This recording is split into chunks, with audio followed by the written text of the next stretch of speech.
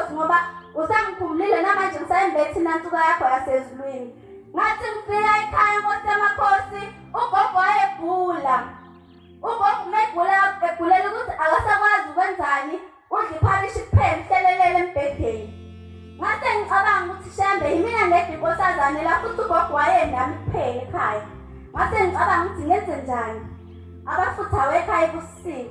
Ngase ngithumela iy'ngane esitolo ngathi ngicela zingithengele amafutha, zabuya nawo. Ngase ngithi shembe ngibize lakho igama manje ngavula ubabamkhulu esihlabelelweni. Ngase ngathandaza shembe ngelakho igama ugogo waphila Nkosi yamakhosi. Indebenkulio.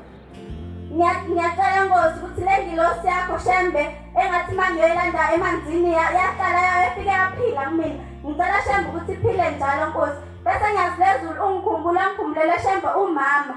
Nkosi yamakhosi umama ngiyacela shembe ukuthi naye umbonise ubukhulu bakho Nkosi. Uyaphuza uyabhema ngikubeka kuwena shembe lolu sizo. Ngiyacela shembe ukuthi umkhumbule ukuthi ngelinye ilanga ethi uma wenza lokho bese kuqhamuka wena shembe shiye phansi.